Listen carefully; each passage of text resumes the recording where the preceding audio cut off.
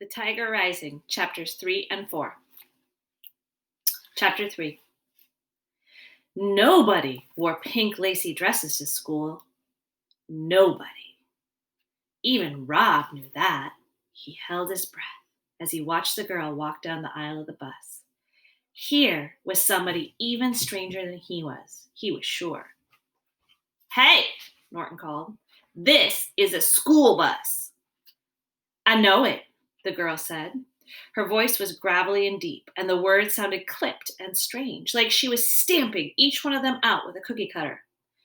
"You're all dressed up to go to a party," Billy said. "This ain't the party bus." He elbowed Rob in the ribs. "Ha!" Norton laughed. He gave Rob a friendly thud on the head. The girl stood in the center of the aisle, swaying with the movement of the bus. She stared at them. "It's not my fault you don't have good clothes," she said finally. She sat down and put her back to them.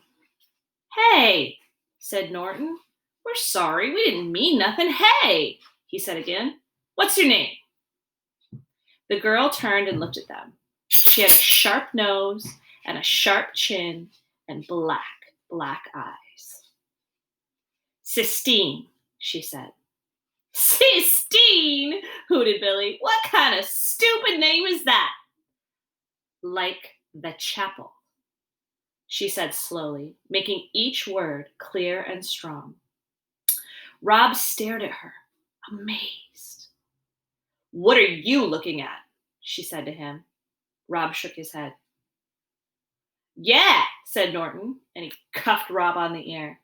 "What are you looking at, disease boy? Come on," he said to Billy. And together, they swaggered up the aisle of the bus and sat in the seat behind the new girl. They whispered things to her, but Rob couldn't hear what they were saying. He thought about the Sistine Chapel. He had seen a picture of it in the big art book that Mrs. Dupree kept on a small shelf behind her desk in the library. The pages of the book were slick and shiny, and each picture made Rob feel cool and sweet inside, like a drink of water on a hot day. Mrs. Dupree let Rob look at the book because he was quiet and good in the library. It was her reward to him. In the book, the picture from the ceiling of the Sistine Chapel showed God reaching out and touching Adam. It was like they were playing a game of tag, like God was making Adam it. It was a beautiful picture. Rob looked out the window at the gray rain and the gray sky and the gray highway. He thought about the tiger. He thought about God and Adam. And he thought about Sistine. He did not think about the rash. He did not think about his mother.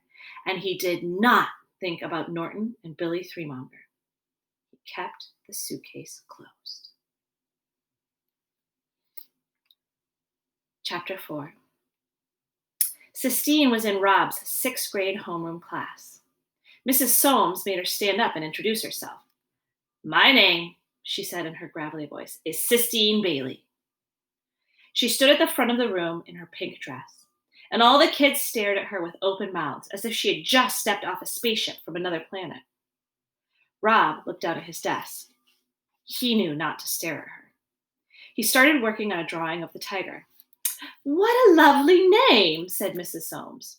"Thank you," said Sistine. Patrice Wilkins, who sat in front of Rob, snorted and then giggled and then covered her mouth. "I'm from Philadelphia, Pennsylvania," Sistine said, "home of the Liberty Bell, and I hate the South because the people in it are ignorant, and I'm not staying here in Lister. My father is coming to get me next week." She looked around the room defiantly. "Well," said Mrs. Soames, "thank you very much for introducing yourself, Sistine Bailey. You may take your seat before you put your foot in your mouth any farther." The whole class laughed at that. Rob looked up just as Sistine sat down. She glared at him.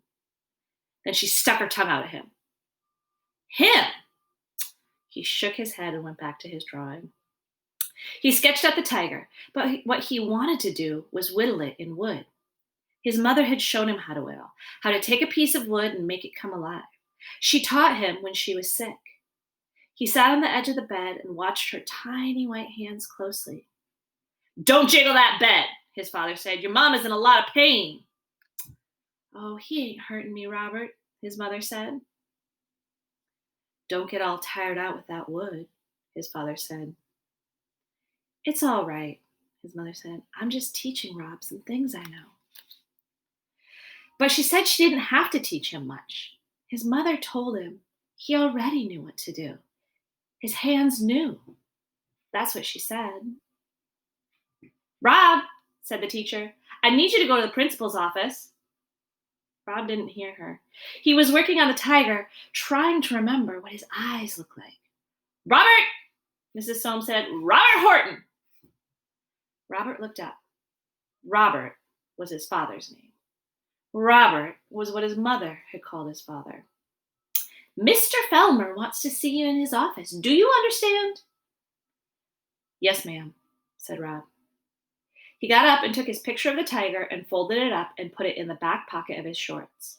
On his way out of the classroom, Jason Uppmeyer tripped him and said, See you later, retard. And Sistine looked up at him with her tiny black eyes. She shot him a look of pure hate. I wonder what the principal wants with Rob.